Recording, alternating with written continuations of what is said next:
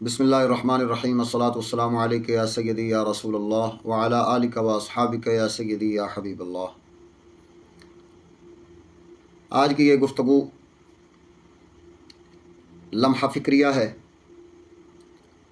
ان لوگوں کے لیے جو سوشل میڈیا پر قادیانیوں سے، ملحدوں سے، زندقہ سے، مرتدین سے ڈبیٹس یا مناظرہ یا مکالمہ کرنے کے لیے ان گستاخوں کو، ان کفار کو، ان مرتدوں کو، بالخصوص قادیانیوں کو ایک موقع فراہم کرتے ہیں کہ ٹھیک ہے، آ جاؤ اور سوشل میڈیا پر آپ سے ڈبیٹ کر لیں، آپ سے مناظرہ کر لیں، مباحثہ اور مکالمہ کر لیں۔ اگرچہ آج کی یہ بات بہت ساروں کو پسند نہیں آئے گی، اس کے باوجود حقیقت یہی ہے کہ جب دل سے سوچیں گے تو انشاءاللہ تعالی اس حقیقت تک پہنچ جائیں گے جو حقیقت میں آپ کے سامنے رکھنا چاہتا ہوں۔ وہ کیا ہے؟ یہ پچھلے ہی دنوں میں مرزائی اور قادیانیوں سے ایک مناظرہ جو اب سوشل میڈیا پر مشہور اور عام ہوا پھر رہا ہے، اسی طرح سے کوئی مہینہ ڈیڑھ دو مہینے پہلے شمائل ندوی نے ایک ملحد سے، یعنی اللہ تعالیٰ جل شانہ کے وجود کا ہی انکار کرنے والا ہے، اس سے مناظرہ کیا۔ تو یہ مناظرے وقتی طور پر تو عوام کو یہ تسلی دے رہے ہوتے ہیں کہ ان سے ہماری فتح ہو گئی، ہماری جیت ہو گئی، اور یہ وقتی فائدہ ان مناظرے کرنے والوں کو بھی مل رہا ہوتا ہے کہ ہم مشہور ہو گئے، ہماری شہرت ہو گئی اور ہمارا نام ہو گیا اور ہم نے یہ فتح حاصل کر لی۔ لیکن اس بات سے بے فکر ہوتے ہیں یہ ڈیبیٹس کرنے والے اور مناظرے کرنے والے کہ جہاں پر ہمارے دلائل اور ہماری باتوں کو عوام سنیں گی تو وہاں پر فریق مخالف کی باتوں کو، فریق مخالف کی دلائل کو بھی تو لوگ سنیں گے۔ ممکن ہے کہ آپ کے دلائل میں دمخم ہو، آپ کے دلائل میں وزن ہو، اگر آپ عالم ہوئے تو، جس وجہ سے عوام کو صحیح بات پہنچ جائے گی۔ میں اس کا انکار نہیں کر رہا، لیکن میں توجہ دلا رہا ہوں اس امر کی طرف کہ جہاں آپ کے دلائل سنے جائیں گے، آپ کے فریق مخالف کے بھی تو دلائل سنے جائیں گے۔ مثال کے طور پر یہ قیصر احمد راجہ صاحب نے ایک مناظرہ کیا قادیانی کے ساتھ کچھ عرصہ پہلے، اب پھر سے ایک اور حضرت نے مناظرہ کیا ہے قادیانی کے ساتھ، جسے مناظرہ لندن کہا جا رہا ہے۔ تو اپنے ایمان سے سوچئے گا کہ پہلے ان قادیانیوں کو کوئی سننا بھی گوارا کرتا تھا؟ کوئی سننا بھی گوارا نہیں کرتا تھا، ان کا نام لینا، ان کو دیکھنا بھی گوارا نہیں کرتا تھا۔ لیکن آپ نے کیا کیا؟ آپ کے دلائل مضبوط تھے یا نہیں تھے، لیکن میں جو بات پوچھنا چاہ رہا ہوں کہ آپ نے کیا کیا؟ آپ نے یہ کیا کہ عوام المسلمین کے سامنے ان کی باتوں اور ان کے دلائل کو بھی سامنے لا کے رکھ دیا۔ اب جس عوام کو مرزا جہلمی جیسا بندہ وہ اپنے پیچھے لگا کے پھر رہا ہے، تو آپ کا کیا خیال ہے کہ مرزا قادیانی جو بڑا دجال تھا، کیا وہ اور اس کے چاہنے والے یا اس کے پیروکار مرتدین و کفار، کیا وہ عوام کو اپنی طرف کھینچنے اور مائل کرنے میں کامیاب نہیں ہوں گے؟ کیا ان کے دلائل کسی مومن بندے کے دماغ پر اثر کر کے اگر اس کو اپنی طرف مائل کر لیا انہوں نے، تو اس عوامی بندے کے قادیانی بننے کا یا کوئی ملحد زندیق و مرتد بننے کا ذمہ دار کون ہوگا؟ لیکن چونکہ اس وقت کلمہ پڑھنے والوں کی اکثریت وہ چونکہ سوشل میڈیا دیکھ رہی ہے اور اس پر پھر وہ ایام اور دنوں کی مناسبت سے دینی مواد بھی تلاش کرتے ہیں، اور پھر خاص طور پر یہ شغل تماشے دیکھنے والی قوم، ڈرامے اور فلمیں دیکھنے والی قوم، ان کو جب کوئی شغل اور تماشا ملتا ہے اس طرح کا کہ کوئی مذہبی لوگ آپس میں جھگڑا کر رہے ہوں یا مذہبی لوگ آپس میں بحث و تکرار کر رہے ہوں، تو یہ اس میں بھی شامل ہو جاتے ہیں۔ تو ایسی جہلا عوام جن کو عقائد و نظریات پر دلائل کے سمجھنے کا سلیقہ اور طریقہ بھی نہیں ہے، تو ایسے لوگوں کو جب باطل لوگوں کے دلائل ان کے سامنے آئیں گے تو جس کسی کے دماغ پر اس کے باطل دلیل کا اثر ہو گیا، تو مجھے بتاؤ اس کے ایمان کا ذمہ دار کون ہوگا؟ صرف اپنے ضمیر سے یہ پوچھ لیں کہ کیا آپ کا ضمیر یہ بار عظیم اٹھانے کو تیار ہے کہ آپ نے جو موقع دیا ایک قادیانی کو بولنے کا، اور آپ کا سننے والا اس نے اس قادیانی کو سنا اور اس کی بات اس آپ کے سننے والے کے دل و دماغ پر اثر کر گئی، اب اس کی بد مذہبیت کا، اس کے کفر و ارتداد کا ذمہ دار کون ہوگا؟ ہمارے اسلاف میں تو ایسی بات نہیں تھی. ہمارے اسلاف نے تو کبھی عوام کے سامنے مناظرے نہیں کیے. بھائی مناظرے کرنا حرام نہیں ہے، مناظرے کرنا جائز ہے. حضرت سیدنا ابن عباس رضی اللہ تعالیٰ عنہ کو مولا علی کرم اللہ تعالیٰ وجہ الکریم نے بھیجا تھا کہ جاؤ خارجیوں سے مناظرہ کرو، لیکن ساتھ میں اپنی عوام کو نہیں بھیجا تھا کہ جاؤ تم بھی سن کے آؤ. مناظرے تو ہوئے ہیں نا، ہمارے بڑے بڑے فقہا نے، ہمارے بڑے بڑے ائمہ نے مناظرے کیے. رافضیوں کے ساتھ مناظرے ہوئے، معتزلیوں کے ساتھ مناظرے ہوئے، بہت بڑے بڑے مناظرے ہوئے ہیں. لیکن عوام کے لیے ان مناظروں میں بیٹھنا اور اس کو سننا یہ جائز قرار نہیں دیا کسی بھی امام نے، نہ اس کی اجازت دی ہے. اب کہیں گے شاہ جی آپ تو پرسوں ہی کہہ رہے تھے کہ ساجد دیوبندی راشد رضوی سے مناظرہ آن لائن کر لے.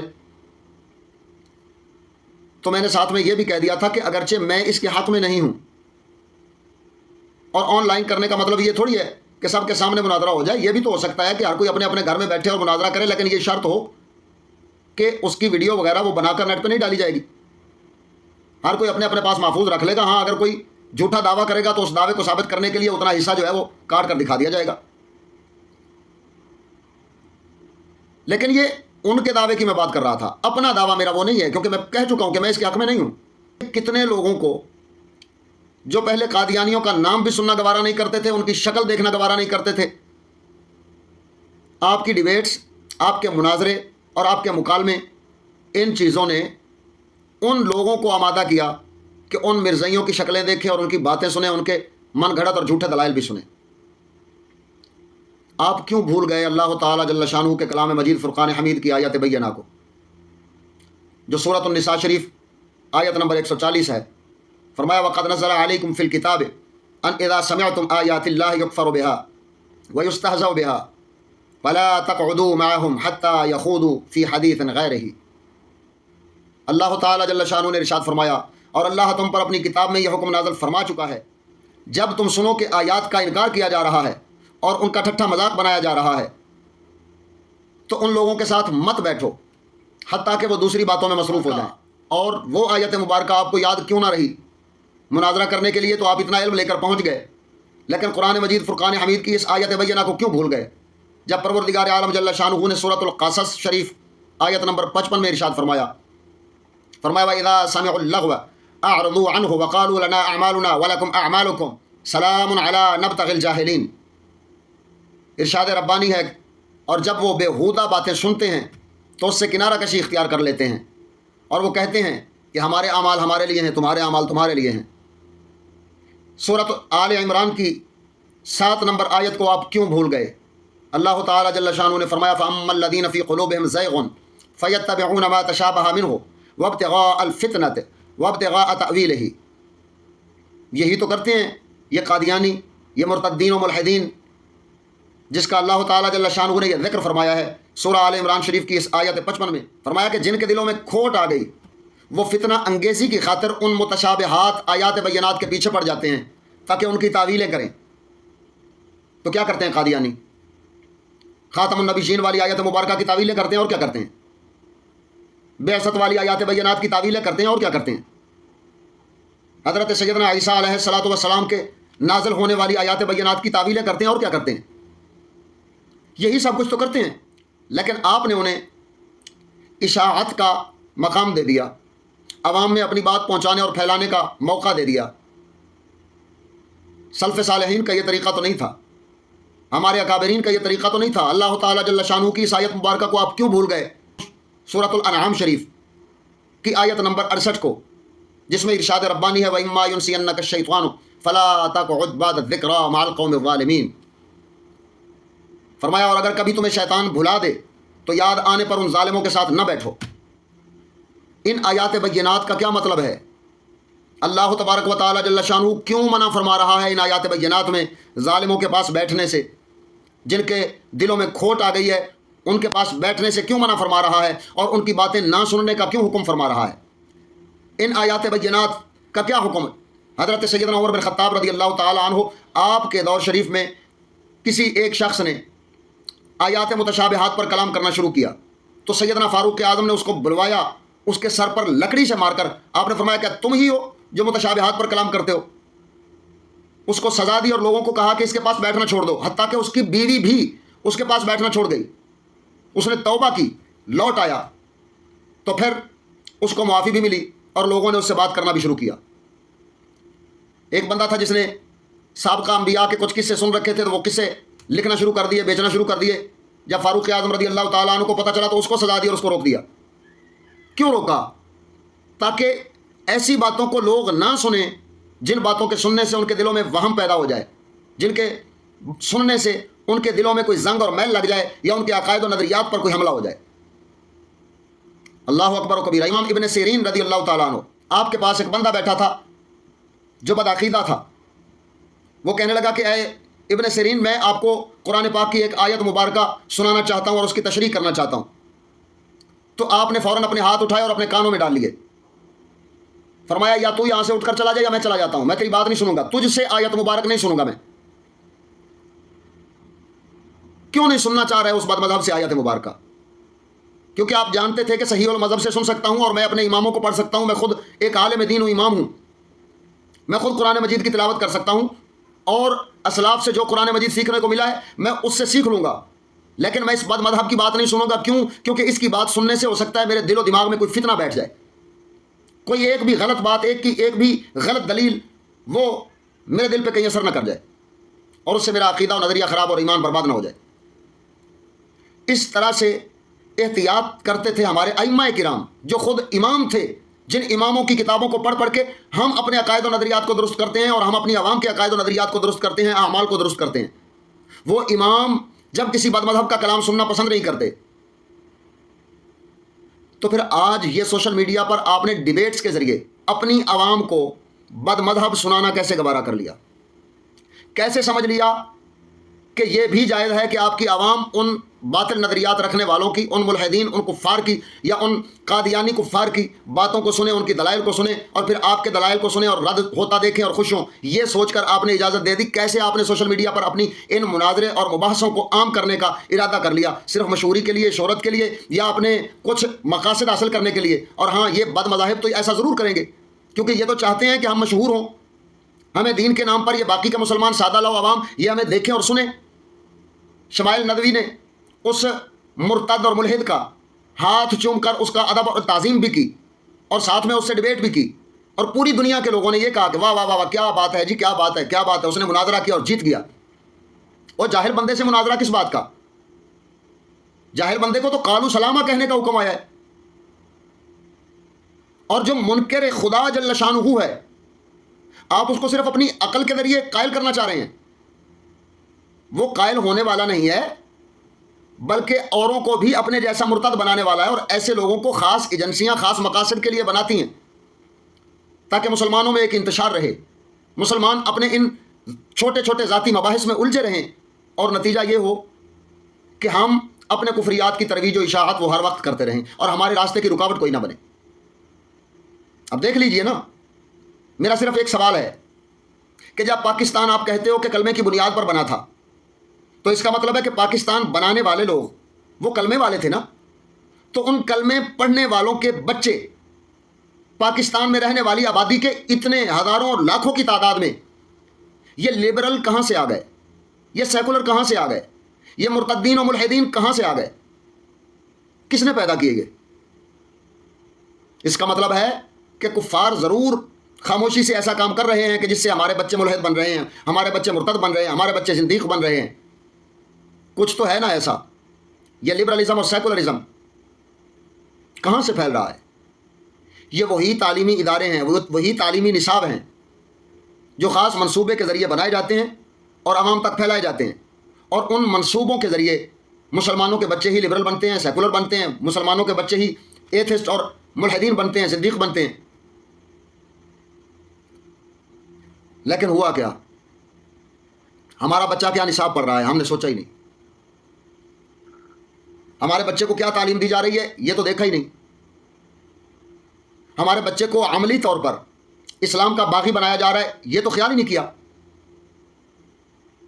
بلکہ ہم تو الٹا ایسے لوگوں کو سنتے رہے جو ساتھ میں دین کا دعویٰ کرتے ہیں، ساتھ میں کہتے ہیں آ جاؤ ہم سے تعلیم لے لو، تعلیم میں وہی نصاب پڑھاتے ہیں، وہی عقائد و نظریات برباد کرتے ہیں۔ مجھے بتائیے ڈارون کا نظریہ کس تعلیم میں ہے، کن اداروں کے نصابوں میں شامل ہے؟ تو وہی ارتقائی نظریہ جو ڈارون لانتی منحوس کا تھا، اسی کو پڑھنے کی وجہ سے ہی تو یہ ایتھسٹ بنے ہیں، اسی کو پڑھنے کی وجہ سے ہی تو یہ منکرین خدا بنے ہیں۔ لیکن اس طرف توجہ نہیں کی، اس طرف کبھی غور ہی نہیں کیا۔ کیوں؟ کیونکہ لڑ رہے ہیں، آپس میں لڑ رہے ہیں، اپنی جماعت بچانے کے لیے، اپنا فرقہ بچانے کے لیے، اپنے اکابرین بچانے کے لیے، سب اسی لیے لڑ رہے ہیں۔ اور ہر کسی نے لیبل اسلام کا ہی لگا رکھا ہے کہ ہاں جی میں ہوں اسلامی، اسلام کی خدمت کر رہا ہوں، دین کی خدمت کر رہا ہوں۔ وہ کہاں خدمت کر رہا ہے بھائی؟ وہ تو الٹا کئی ایسے کم عقل مسلمانوں کو گمراہ کرنے کا راہ ہموار کر رہا ہے، ان قادیانیوں کے لیے، ان گستاخان رسول کے لیے، یا ان مرتدین کے لیے۔ اگر تو اس کے ساتھ ڈیبیٹ نہیں کرتا، مناظرہ نہیں کرتا، تو ایمان سے سوچیو کیا تیرا سننے والا یا تیرا چاہنے والا وہ قادیانی کو سنتا؟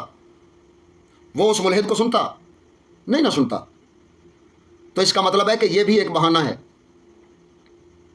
قادیانی تو کہیں گے کہ ہمیں ایک فریق کے طور پر مان لیا جائے، وہ تو کہیں گے کہ ہمیں کچھ تو مان لیا جائے۔ جب ہم لوگوں کو سنائیں گے کہ ہم بھی کلمہ یہی پڑھتے ہیں جو تم پڑھتے ہو، ہم بھی نمازیں پڑھتے ہیں، ہم بھی روزے رکھتے ہیں، ہم بھی یہ کرتے ہیں، ہم بھی وہ کرتے ہیں، شریعت پر چلتے ہیں، ہم بھی دین کی بات کرتے ہیں، تو کم از کم لوگوں کے نظریات ہمارے لیے نرم ہو جائیں گے۔ جو پہلے قادیانی کی شکل دیکھنا گوارا نہیں کرتا تھا، نام سننا پسند نہیں کرتا تھا، آج وہ 2 3 اور 8 گھنٹے کے مناظرے دیکھنا پسند کر رہا ہے اس کے۔ اس کا مطلب ہے کہ آپ اسلام کی خدمت کرنے کی بجائے کفر کے لیے راستہ بنا رہے ہیں۔ ذرا سوچئے، ذرا سوچئے کہ آپ نے کیا نقصان کیا ہے۔ نفع کا تو آپ نے سوچ لیا، لیکن نقصان کا سوچئے۔ 3 باتوں میں آپ نے نقصان کیا ہے۔ پہلی بات، آپ اشاعت باطلہ کا وسیلہ اور سبب بن گئے۔ دوسری بات، سلف صالحین کے طریقے سے آپ ہٹ گئے کہ انہوں نے کبھی مرتدین اور کبھی ملحدین و زندیقین کو اپنی عوام تک پہنچنے اور ان کی آواز کو اپنی عوام تک پہنچنے نہیں دیا، لیکن آپ نے پہنچنے دیا۔ آپ نے اس آواز کو روکنے کی بجائے اس کو راستہ دیا۔ اور تیسرا، ایمانی کمزوری کا جو خطرہ تھا، آپ نے اس کا خیال ہی نہیں کیا۔ آپ کیسے دین کے خدمت گزار ہیں اور کیسے اسلام کی تبلیغ و اشاعت کا کام کرنے والے ہیں کہ آپ نے اپنی عوام کا خیال نہیں کیا، اپنے مسلمانوں جن کے ایمان کمزور ہیں، جن کو پہلے ہی نصاب کے ذریعے ان کے ایمانوں کو کمزور کر چکے ہیں، جب وہ ایسے ایسے دلائل اور ایسی ایسی باتیں سنیں گے تو اس سے ان کے ایمان کا کیا بنے گا، اس بات کا خیال نہیں کیا۔ اگر کیا ہوتا تو مجھے امید ہے اور حسن ظن ہے کہ آپ ایسا نہیں کرتے۔ لہذا میرا مشورہ ہے ان تمام ڈیبیٹس کرنے والوں کو کہ خدا کا خوف کیجیے اور ان لوگوں کے ایمان کا خیال کیجیے۔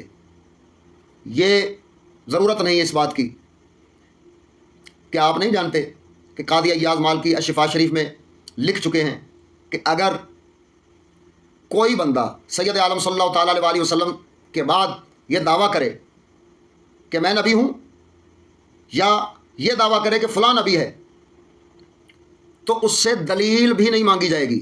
اس سے دلیل مانگنا بھی جرم ہے۔ اس سے یہ نہیں کہا جائے گا کہ اگر تو نبوت کا دعویٰ کر رہا ہے تو معجزہ دکھا، اگر فلاں کے لیے دعویٰ کر رہا ہے تو اس کا معجزہ بتا۔ یہ طلب کرنا بھی کفر ہے۔ آپ نے یہ نہیں سوچا، یہ سوچنا چاہیے تھا۔ ہمیں صرف کیا کرنا ہے، جو ہماری نوجوان نسل یا اکثریتی وہ طبقہ جو ان موبائلوں کے ذریعے سوشل میڈیا پر آ چکے ہیں، ان کا ایمان بچانے کے لیے ہمیں صرف اپنے عقائد اور نظریات کا دفاع کرنا تھا اور اپنے دلائل اپنی عوام تک پہنچائے رکھنا تھا۔ اور ساتھ میں ان کی یہ ذہن سازی کرتے رہنا تھی کہ کسی باطل کو مت سننا، کسی بدعقیدہ کو مت سننا، کسی برے نظریے والے کو مت سننا، یہ بتانا تھا یہ ان کا نظریہ بنانا تھا. پھر جا کے ہماری عوام وہ دین اسلام کو سنتے رہتی، اور یہ جتنا سوشل میڈیا اور اس پر جتنی برائیاں ہیں، ان برائیوں کی مذمتیں کرنا تھیں تاکہ لوگ اس سے پیچھے ہٹنا شروع ہو جائیں. میں یہ جواب دینا چاہتا ہوں ان لوگوں کو جو یہ کہنے والے ہیں کہ حضرت جی آپ بھی تو سوشل میڈیا پر آ گئے. بھائی میں صرف رد کرنے کے لیے بیٹھا ہوں، عقائد باطلہ کا رد کروں گا اور ان کے دلائل وہ سرسری اور اختصاری بیان کروں گا، اور ایسا ہی کرتا ہوں الحمدللہ تعالی، اور اپنے دلائل کو مضبوط طور پر پیش کر کے ان کے نظریات بد اور عقائد باطلہ کا رد کرنے کے لیے آپ اگر ایسا کرتے ہیں تو میں اس کو جائز سمجھتا ہوں. ورنہ وہی درست لوگ ہیں جو یہ کہیں کہ ان سب بدعات سیئہ سے بچ جاؤ، اور یہ جتنے سوشل میڈیا اور یہ جو کچھ بھی چل رہا ہے اس سے پرہیز کرو، اپنا وقت بھی برباد نہ کرو، اپنا مال بھی برباد نہ کرو، اور اپنا ایمان بھی برباد نہ کرو. دعا ہے اللہ تعالیٰ جل شانہ ہمیں شرورات شیطانیہ سے محفوظ فرمائے. آمین بجاہ النبی.